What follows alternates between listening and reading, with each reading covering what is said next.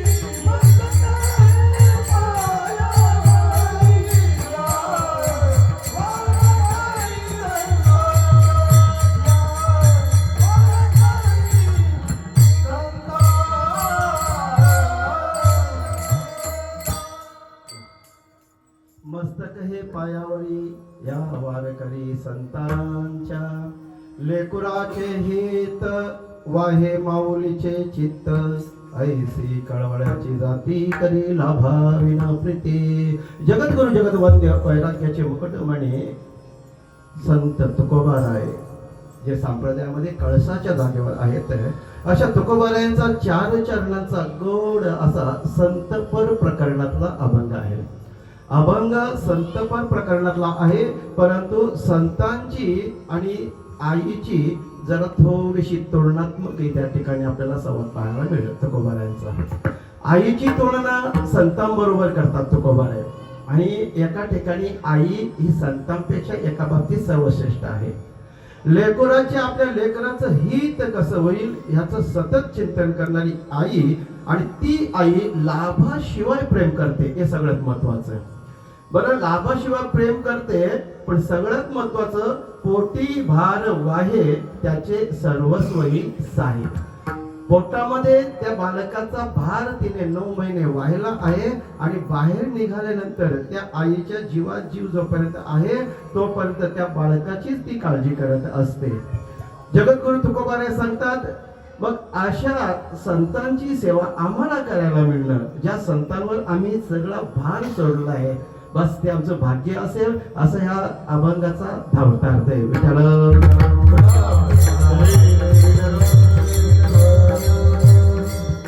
सेवा आपल्याला सगळ्यांना माहित आहे, किम निमित्त ही सेवा आहे. ह्या गावामध्ये सरवली पाडा ह्या व्यक्ती निघून गेलेली आहे. आता तिला व्यक्ती म्हणणं हे उचित होणार आहे. आई नावाचं दैवत निघून गेलेलं आहे, आणि ह्या दैवतांना जाऊन 1 वर्षाचा कालावधी बाबा पूर्ण होतोय, आणि त्या प्रथम पुण्यस्मरणाच्या निमित्ताने किंवा प्रथम वर्ष श्राद्धाच्या निमित्ताने माझ्याकडे असलेली 1 तास 2 तासाची कीर्तनरूपी सेवा, परंतु आता आपल्याकडे 1 तास पूर्ण आहे. 12:15 वाजता बरोबर कीर्तन आटोपेल, त्यामुळं वेळेचं भान ठेवूनच आपण चिंतन मानणार आहोत. तत्पूर्वी या सगळ्यांना एकदा नसताना एक ब्रह्मचारी व्यक्तिमत्व आपल्या समोर आहेत. खूप खूप मोठं योगदान त्यांचं असतं. श्री स्वामी चिदानंदजी सरस्वती आणि दिंडीरगड या ठिकाणून ते मला आशीर्वाद देण्याकरता आलेले आहेत. उपस्थित सर्व माता भगिनी, माझा बंधुवर्ग, या सगळ्यांच्या चरणी नतमस्तक होतो. विनेकरी बाबा आणि सगळेच जण ह्यातल्या आपल्या सगळ्यांच्या चरणी नतमस्तक होऊन श्री गुरूंचं स्मरण करून भगवंतांचं चिंतन करून आपल्या सगळ्याकडे वळतोय. विठ्ठल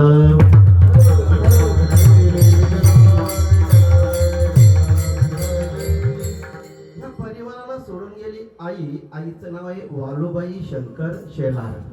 पहा बरं योगायोग कसा आहे. आई साहेबांच्या पतिदेवांचं नाव शंकर होतं, आणि आजचा दिवस सोमवार आहे. योगायोगच म्हणावं लागेल बाबा. तो सोमवारच्या दिवशी आपण त्या भोलेनाथाच्या दिवशी या आई साहेबांच्या पतीचंच नाव शंकर होतं.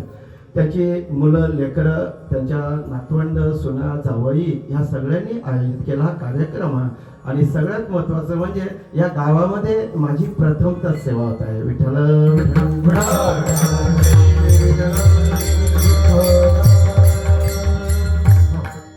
लेकुराचे हित वाहे माऊलीचे चित्त. सगळ्यात अगोदर पुण्यस्मरणाविषयी 2 मिनिटात बोलतोय, आणि ते वक्त्याचं कामच आहे. पुण्यस्मरण किंवा वर्ष श्राद्ध करावं का करू नये, आजही बऱ्याच लोकांच्या मनामध्ये शंका आहे. बरं, ते किती करावं हाही मोठा प्रश्न आहे.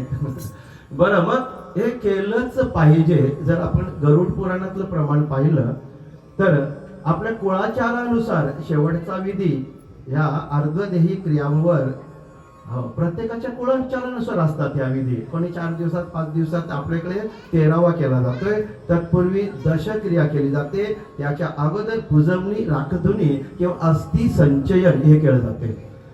संपूर्ण जगताचा विचार केला तर सनातन धर्माने आम्हाला ह्या भारत देशामध्ये एक अशी परंपरा लावून दिली का या मानव देहावर 16 प्रकारचे संस्कार केले जातात. जन्माला येण्याच्या अगोदर आणि मृत्यूच्या नंतर. जन्माला येण्याच्या अगोदर गर्भधारणा झाल्याबरोबर गर्भाधान नावाचा संस्कार होतो. त्यानंतर मग जन्माला आल्यानंतर भरपूर संस्कार आहेत. मग ते तिजोरा, 5वी खूस बदलणं वगैरे, बारसं करणं, नामकरण. आणि मृत्यूच्या पश्चात बरेच संस्कार आहेत. परंतु हा 1 वर्षानंतर पहिल्या वर्षामध्ये ज्या वेळेला त्यांचा हा प्रवास संपला जातोय, गरुड पुराणामध्ये दाखला आलेला आहे बाबा, इथून त्या यमपुरीपर्यंत संयमिनीपुरीपर्यंत पोहोचण्याकरता 1 वर्षाचा कालावधी लागतोय आपल्या कॅलेंडरनुसार बाबांनो, आणि देवतांच्या कॅलेंडरनुसार फक्त 1च दिवस लागतोय.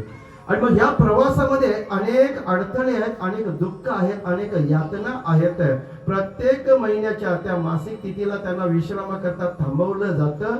वर्षातले 12 महिने आणि दर 3 महिन्याने 1 असे 4 एक्स्ट्रा असे 16 वेळेला त्यांना थांबवलं जातं. मासिक श्राद्ध नवीन काही गुवांनी नाही आणलेलं, हो, हे गरुड पुराणामध्ये स्पष्ट आलेलं आहे. बरं, हा रस्ता खडतर आहे, दुःख यातना भोगावे लागतात. आणि म्हणून आमच्यातली गेलेली ती कोणीही व्यक्ती असेल, आई असतील, बाबा असतील, भाऊ असतील, काका जे कोणी असतील, यांच्या प्रवासामध्ये सहकार्य होईल अशी कर्म वर्षभर आमच्या हातून घडली पाहिजे. ऐकताय ना आपण? ऐका बरं. 1 वर्षभर आमच्या हातून त्यांना सहाय्य करेल, म्हणजे आमच्याकडनं सत्कर्माचं आचरण व्हावं आणि सत्कर्माच्या आचरणातून जे पुण्य प्राप्त होतं तेच पुण्य त्यांना देता येत नाही. बाकीच्या गोष्टी, वस्तू, पैसा, अडका, बाकीचं काहीच देता येत नाही. फक्त पुण्याची गरज असते. 84 प्रकारचे नरक सांगितले जातात, त्यापैकी 28 प्रकारच्या नरकांची नावं या ग्रंथामध्ये आलेली आहेत. मग ह्या यातना बघत असताना एक विधान असं आहे, त्या जीवाला सहाय्य करण्याकरता आम्ही काहीतरी त्याग केला पाहिजे. वर्षभर आमच्या आवडीनिवडी बाजूला ठेवल्या पाहिजे. ज्या आईनं आम्हाला जन्माला घातलं, ज्या आईनं आमचा सांभाळ केला, जी आई सतत आमची काळजी घेते, तिच्याकरता आम्ही 1 वर्षाचा त्याग करू शकत नाही, केलाच पाहिजे. आणि या दिवसाला, आजच्या तिथीला ते यमाचे दूत त्यांना इकडे घेऊन येतात, त्याला दाखवतात, बघ तुझ्या परिवाराला 1 वर्षभर दुःख झालंय, म्हणून वर्षभर आम्ही मनोरंजनाच्या साधनाचा वापर करू नये. वर्षभर आम्ही हाऊस मौज बाजूला ठेवायची. वर्षभर काय करायचं? दिंडीला जायचं, वारीला जायचं, सप्त्याला जायचं, हरिपाठाला जायचं, गावाच्या देवळामध्ये जायचं. ही सत्कर्म, दान धर्म केला पाहिजे, पुराणांचं श्रवण केलं पाहिजे, हे खरं केलं पाहिजे. पण नेमकं उलट होतं. वारीला जायला, दिंडीला जायला आम्ही अगोदर सांगतो, गेली ना आमची वरीच ना दिला अजून. पण हळदीला जायला, साखरपुड्याला जायला 2 महिन्यात पण चालतं महाराज, 15 दिवसात पण चालतं. इकडे बरं आहे, तुमच्याकडे चांगली लोक आहेत. आमच्या तिकडे काय 13वा झाला का लगेच मीटिंग चालू होते, जेवणाचं काय.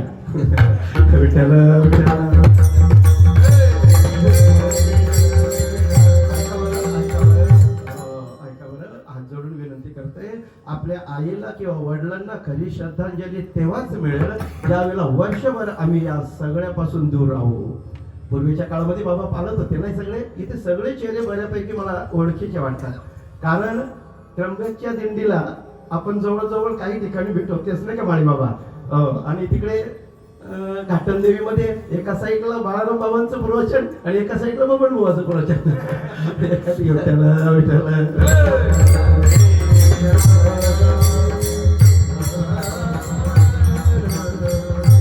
आपण सगळी काशीनाथ बाबांचीच लेकरं आहोत, सावळाराम बाबांचीच लेकरं आहोत, रामदास बाबांचीच लेकरं आहोत. बाबांनो एक विनंती करतो आपल्याला, जर संतांच्या संगतीमध्ये राहून आपल्यातला भेद गेला नसेल, द्वेष गेला नसेल, तर आम्ही खरंच हरिभक्त परायण म्हणण्याच्या योग्यतेच्या आहोत का? ऐका बरं, विनंती करतोय. मी उपदेश तर अजिबात, बाबा मी विद्यार्थी आहे, चिदानंदजी बाबा आज विद्यार्थी, आज खरी परीक्षा आहे, सगळे शिक्षक आहेत या ठिकाणी. हा, तर किती कमीत कमी 5 तरी व्हावं. विठ्ठल विठ्ठल.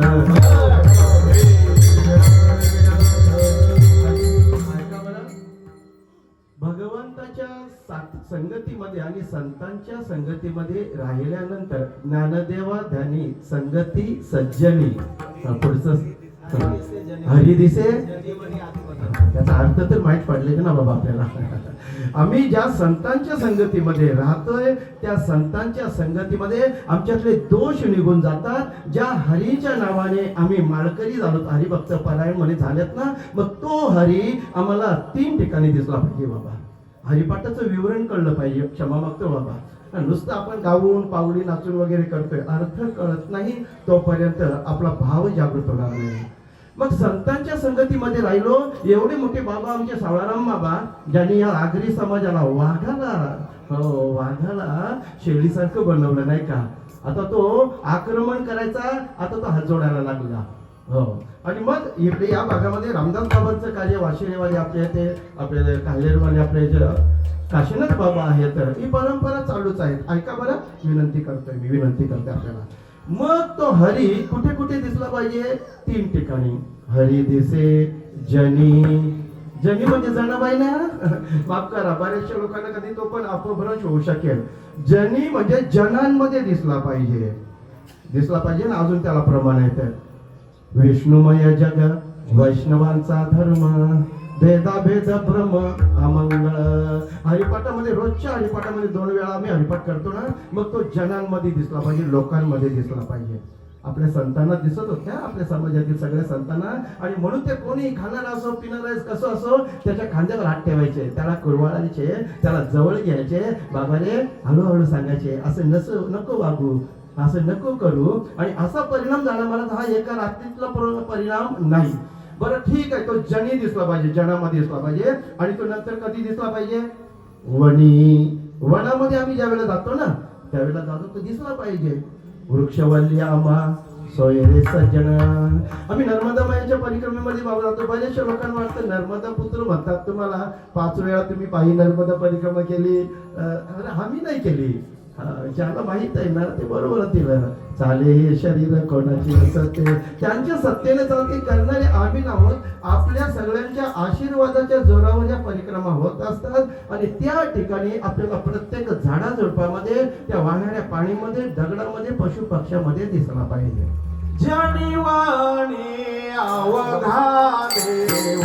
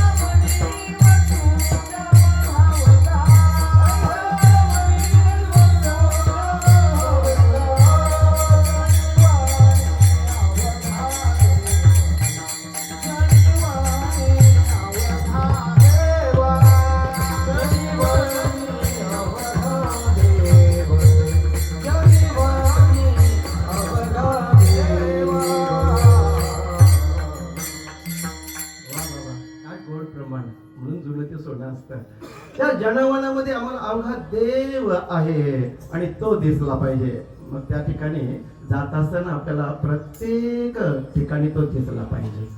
हे ओळखायचं आपण आहे.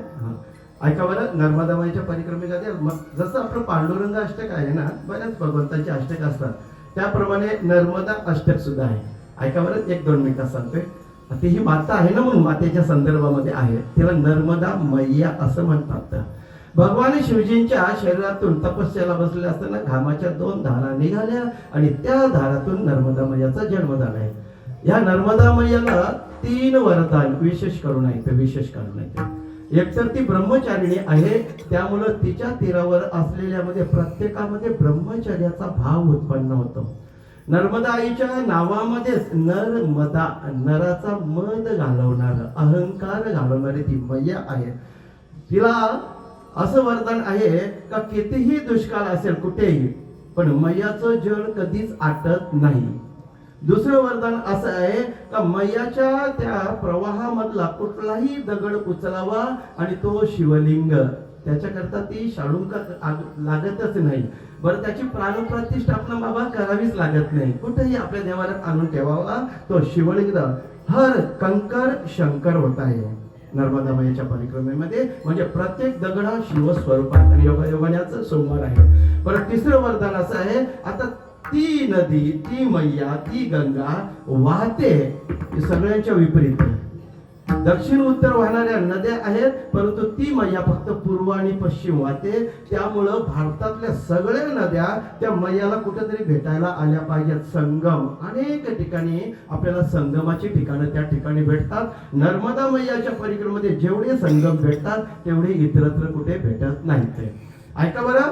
मग त्या नर्मदा मैयाच्या मंगला त्या अष्टकामध्ये एक अष्टक खूप छान आलेले. ऐका.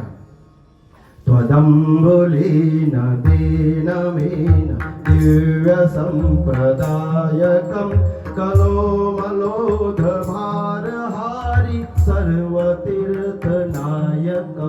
सुमच्चकच्छ नगर चक्र चक्रवाक शर्मदे त्वदीयपाद पंकजं नमामि देवी नर्मदे त्वदीयपाद पंकजं नमामि देवी नर्मदे. नर्मदा मैया की, गंगा मैया की, जटा शंकरे भगवान की. नम पार्वती पते हर हर. पुण्यस्मरण आईचं आहे. शास्त्राने आम्हाला 5 प्रकारच्या आई सांगितलेले. राजपत्नी, गुरुपत्नी, मित्रपत्नी तथैव च. पत्नी माता, स्वमाता, पंचता, मातरा, स्मृता. 5 आई आहेत आपल्याला. 5 वडील आहेत ते. जनेताच विनेताच यस्सु विद्या प्रयचते. अन्नदाता, भयत्राता, पंचता, पितरा, स्मृता. आता त्याचा विस्तार करत नाही. 5 आई जरी आपल्याला असल्या तरी आम्हाला आयांची कमी नाही महाराजजी. आम्हाला आमच्या संस्कृतीने आणखी 3 आया दिल्या आहेत. ज्या भूमीमध्ये आम्ही जन्माला आलोय ती भारत माता म्हटलं जाते. ज्या गायीच्या शरीरामध्ये 33 कोटी देवतांचा सहवास आहे ती गो माता म्हणून गणली जाते. आणि जी मैया आमच्या पापाचं क्षालन करते ती गंगा माता म्हटली जाते. अजून माता आहेत. आमच्या माता भगिनींसाठी आवडणारा हा महिना आहे विशेष करून. एक तर तपस्याची देवता, मंत्र तंत्राची देवता भवानी माता, अंबा माता. त्यानंतर विद्येची देवता सरस्वती माता. आणि सगळ्यांना हवी हवीशी, मग तो साधू असो संन्यासी असो, माफ करा बाबा क्षमा मागतोय, गरजच आहे ना त्याची. धनाची माता, धन देणारी, ऐश्वर्यातील लक्ष्मी माता ती श्री माता आहे. आणि म्हणून या लक्ष्मी मातेचं योगायोगानं ह्याच महिन्यामध्ये माझ्या माता भगिनी पूजन करतात. ऐका बरं. आईविषयी बोलायचं तर आई नावाचं दैवत सर्वश्रेष्ठ आहे. कसं सर्वश्रेष्ठ आहे? 4 गोष्टी शास्त्रकर्त्यांनी आम्हाला सांगितलं होतं. अन्न आणि उदकासारखं दान नाही, द्वादशी सारखी तिथी नाही, आईसारखं दैवत नाही, आणि गायत्री मंत्रासारखा मंत्र नाही. न अन्नोदक समदानम तिथी न द्वादशी सम न गायत्रो पर मंत्र न मातु पर दैवतम. आईसारखं श्रेष्ठ दैवत जगतामध्ये. का बरं? ती आई काय करते? आपल्या लेकराच्या हिताचाच विचार करते. आपल्या लेकरांनी चांगलं वागावं, आपल्या लेकरांनी काहीतरी नाव कमवावं, आणि मग लोकांनी सांगावं वाळूबाईचा मुलगा आहे, ही वाळूबाईची मुलगी आहे. ऐका बरं. हिताचा विचार करत असताना ती स्वतःसाठी काबाड कष्ट सहन करणार, स्वतः पोटाला चिमटा घेणार, तिचं वस्त्राकडे लक्ष नसणार. पण माझ्या लेकराच्या अंगावर फाटलेली वस्त्र नको. माझं लेकरू कॉलेजला जातं, शाळेत जातं, त्याला डबा नाही देता आला तर त्याच्या खिशामध्ये एक 50ची 100ची नोट तरी दिली पाहिजे. आताच्या काळात होता, पूर्वीच्या काळामध्ये 2-5 रुपये. पण त्या लेकराचा विचार करत असताना सतत त्या लेकरासाठी ती चिंतन करते. आणि म्हणून आई सर्वश्रेष्ठ सांगितली जाते. ऐका बरं. ती लाभाशिवाय प्रेम करते. लाभाशिवाय. कशी बरं? प्रत्येक व्यक्ती या जगतामध्ये, संतांनी विचारले देवाला माणसं किती प्रकारचे? 3 प्रकारची माणसं केलीत. एक निव्वळ स्वार्थी, आणि दुसरा देवाणघेवाण, आणि तिसरा आहे तो त्याला काहीच नाही, फक्त जगताचं कल्याण व्हावं एवढाच विचार असतोय. आणि म्हणून लेकराच्या हिताचा विचार करणारी ती आई. पहा बरं आई कशी असते. तुमची आमची सारखीच असते. ऐका बरं. आमचं एक वाक्य ऐका. आमचं वाक्य म्हणजे आम्ही नाही बनवलं, त्या अभ्यासातून आणि श्रवणातून ते वाक्य तयार झालेलं आहे. आई नावाच्या कोर्टामध्ये, ऐकताय ना आपण, आई नावाच्या कोर्टामध्ये तिच्या लेकराला गुन्हेगार सिद्ध कोणीही करून दाखवा, वाटेल तेवढं बक्षीस मिळेल. होईल का? ऐका. तिच्या लेकराने काहीही केलं तरी ती आई सांगते माझ्या लेकराने ते केलंच नाही, माझं लेकरू तसं नाही. हा आता जमाना थोडा बदललाय ना तो ठेवून दादा. हा लगेच मोबाईलवर काढून महाराज जिनानिशाजी ते मोबाईलवर काढून दाखवलं जातं. बघ बघ ती आता मग थोडं चालेल ना, तुम्हाला सवय आहे थोडी आपल्या मातृभाषेचा वापर केला पाहिजे. बघ बघ काकी पोऱ्याचं मोठं गुण गाडचं तर आता पोऱ्या काय करतं बघ. आमच्या इकडे हा सोनात पडला असा. मग ती मोबाईल मध्ये बघतं हा ते राडा झालेला असतो आताच्या भाषेमध्ये राडा. मग बोलतो बघ बघ तुझाच पोऱ्या. बस रे मेल्या मुखाच माझा पोऱ्या. पण ती आजूबाजूला बघतं त्याच्या साथीला कोण आहे मग कवाच माझा पोऱ्या असा नव्हता. ये चारचे चांडाल चौकरीने त्याला फुकाट घालवले. आता त्या आईला बिचारीला काय माहित, आई तुझे पोऱ्याला लय हौस होती, बॅनर लावायचं होतं ना नाक्यावर, दादाला वाढदिवसाच्या शुभेच्छा, भाईला वाढदिवसाच्या शुभेच्छा. त्याने वडापाव खाऊन ते 4-5 पोरांना गोळा केलं आणि माफ करा त्या आईला बिचारायला माहित नाही हे 4-5 पोरांना माझ्या पोरांनी फुकाट घालवले. पण ती आई बोलते नाही नाही नाही नाही या पोराही माझ्या पोराला फुकाट घालवले. आई अशीच असते ना बाबा. ऐकावर पुढे अजून गेल्यानंतर तो कितीही व्यसनी असला तरी त्याचं समर्थन करते आई, समर्थन करते ना दादांना. विठ्ठल करतात ना. पहा बरं आमच्याकडे एक असा प्रकार घडला होता. एका लेकराचा असा छोटासा गुन्हा आले, मी त्याकडे सांगायला गेलो तुमचा मुलगा आता हळदीत बसतोय म्हणे. बसला तर कसं झालं बाबा, त्यांनी काही बाकी तर नाही केलं ना. काय नाही पोराला बोलवला इकडे ये हळदीत बसू दे. कोणाच्या बाजूला मला खाणाऱ्या पिणाऱ्यांच्या टेबलवर बसला होता आणि आपल्या घराची ती परंपरा नाही जाता. बोल हो हो त्यांना विचारा ना मी कप येत होतो त्या मी रिवो पेत होतो, मी रेड बुल पित होतो. आता ते रिवो न रेड बुल आम्हाला तरी का माहित, आम्हाला दारूचाच ते काहीतरी प्रकार असेल आणि असू शकतो. हा मला काय त्याच्यातलं माहित नाही. बरं ठीक आहे. त्यानंतर असते तो मुलगा थोडं माफ करा महाराज कुठून आणलंय देव जाणं. आता झाकली मग 1.25 लाखाची. काही लोकांनी संप्रदायाला हानी केली मला. बुवा बियर कुठल्या फॅक्टरीतून आणली का माहिती. बियर मध्ये बुवाला चालते धान्यापासून आहे. माफ करा. बरं मग तो मुलगा बियरच पितो, ताडी पितो. ताडी प्यायला कुठे येतो माहितीये का, पान तुमच्याकडं गोव्यापर्यंत सर्व. बरं ठीक आहे. मग ती आई म्हणते रामदे ना तो कवा तरी पित, कोणच्या तरी हल्दीत पित, लोकांची पोरा रोज गटारान पडतात. विठाला विठाला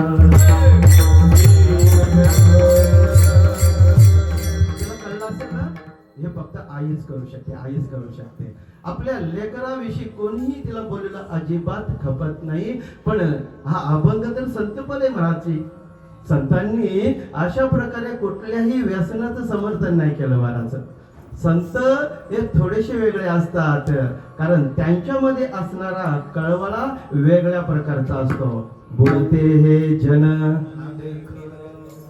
प्रमाण म्हणायचे महाराज मस्त जे आठवतील ना त्याच्यासाठी मोबाईल. अहो कीर्तनामध्ये हेच असतं महाराजजी.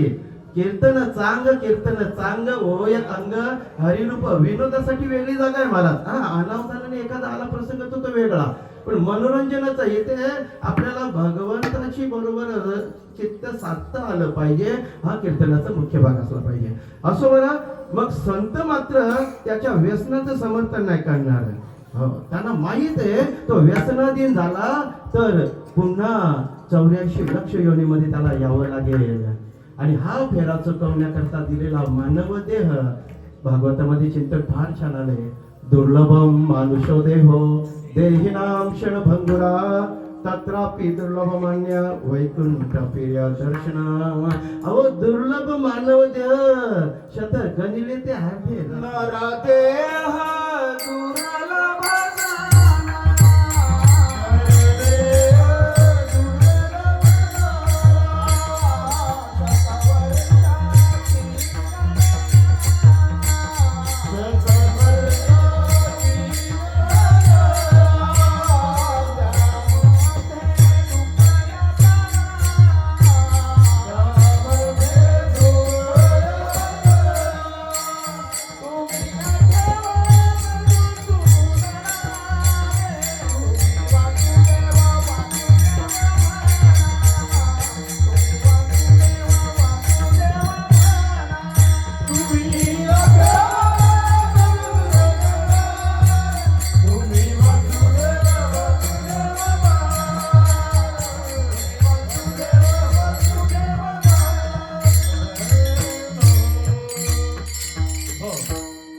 दुर्लभ असलेला मनुष्य देह मिळालाय.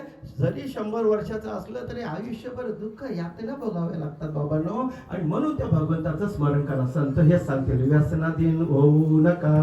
संतांचं म्हणणंच ते, वारीला जा, दिंडीला जा, उपवास करा. आणि हे जर केलं तरच आपल्या आयुष्याचं सोनं होऊ शकते. पण आई मात्र सांगेल कसाही असला तरी पण ते नाही, माझ्याच लेकराचं बरं आहे. आणि म्हणून तो बरं आहे त्या आईचं वर्णन अभंगाच्या पहिल्या चरणात. लेकुराचे हित, लेकुराचे हित, लेकुराचे हित, लेकुराचे हित, लेकुराचे हित, लेकुराचे हित,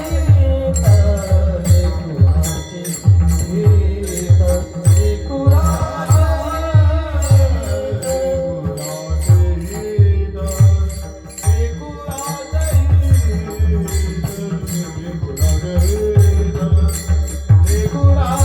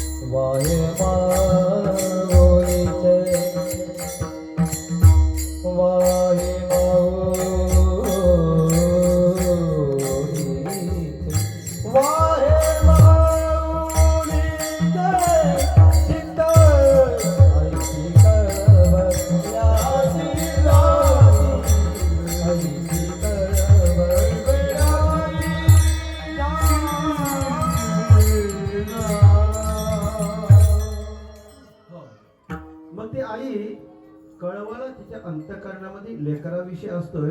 आणि हिताच्या आड येणाऱ्या गोष्टी सुद्धा ती एका वेळेला बाजूला करेल, पण त्या मुलावर तिचं प्रेम असतंय. तिच्या अंतःकरणामध्ये असलेला कळवळा आणि तो लाभाशिवाय आहे. पहा बरं, आपण ज्या जगतामध्ये वावरतो, आपल्याला एखादं नातं कोणाशी जोडायचं असेल, एखादं संबंध जोडायचा असेल, मग ते मैत्रीचा असेल, व्यवहारातला असेल किंवा लग्नच मध्ये नाही का. बरं, मग हे सगळं करत असताना आपण प्रामुख्याने 3 ते 4 गोष्टी विशेष करून लक्ष देतोय. ऐका बरं, आता आपण सगळे इथे आहोत. दिंडीर वाजला जाताना आपण काय पाहतो, त्याच्या रूपाकडे वगैरे लक्ष देतो. पहिला स्वभाव पाहिला जातो.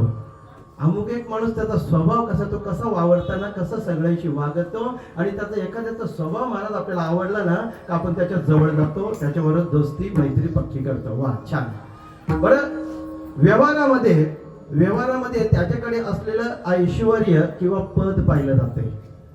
तो किती पैसेवाला आहे. व्यवहार करायचा असेल तर ऐन वेळेला आपल्याला संकट पडलं तर त्याच्याकडे मदत घेता येईल, किंवा एखादं पद असावं, एखाद्या गावचा सरपंच असावा, नगरसेवक असावा, आणि त्याच्या पुढे पुढे महाराजजी. बरं, ह्याचा विचार केला जातो. तिथे ऐश्वर्याचा आणि पदाचा विचार केला जातोय. नातं जोडताना, मुला मुलीची लग्न जमत असताना सौंदर्याचा विचार केला जातो, नाही का. ती सुनबाई दिसायला सुंदर असली पाहिजे. मुलगा सुद्धा जावई दिसायला जोडी अनुरूप असली पाहिजे नाही का. आणि दुसरी गोष्ट त्यांच्यावर असलेले संस्कार ते पाहिलं जाते. बरं हे सगळं पाहत असताना कुठेतरी अंतःकरणामध्ये लाभाचा विचार आहेच आहे. मी गमतीनं बऱ्याच वेळा म्हणतोय, आता जर सरवली पाड्यामध्ये किंवा सरवलीमध्ये आम्ही सोनार पाड्याचा नवरा घेऊन आलो आणि किंवा साखरपडा घेऊन आलो आणि त्या वेळेला जर आम्हाला कुठल्या तरी माऊलीने आपली महाराज या अजून वेळ आहे, थोडं चहा पाणी घेऊन जा. आम्ही जाणार आहे चहा पाणी. सरस्वत बाबा चहा पाणी घेतल्यानंतर मग सरवलीमध्ये आमच्या सोनार पाड्याची एखादी मुलगी केली आणि त्या वेळेला 400-500 माणसं आली तिकडे लग्नाला वराडी म्हणून. आम्ही शोधत बसलोय, ज्या ताईनं आम्हाला चहाला नेलं होतं ना, ज्या भाऊंच्या घरी नेलं होतं ना, ते भाऊ कुठे दिसतात, ती ताई कुठे दिसते. आमच्याकडे असं असतं, हा तुमच्याकडे तसं नसेल तर बरं. माणसं 500-600 आहेत, तो शोधतो एक दोघंच. कोणाला ज्यांच्याकडनं आपला पाहुणचार झालाय अशांना शोध, म्हणजे देवाण आणि घेवाण, इनकमिंग आउट गोईंग. बरं एक जमत अशी आहे, एक तो पंथ असा आहे, त्याचं एक ज्वलंत उदाहरण आपल्या समोर आहे. चिदानंदजी सरस्वती. संत महात्मे असेच असतात, लाभाशिवाय प्रेम करतात. त्यांना स्वतःचा लाभ अपेक्षित नाही, त्यांना आपला लाभ कसा होईल, दुसऱ्याचा उद्धार कसा होईल. बुडते हे जन न देखवे डोळा, येतो कळवळा म्हणून या.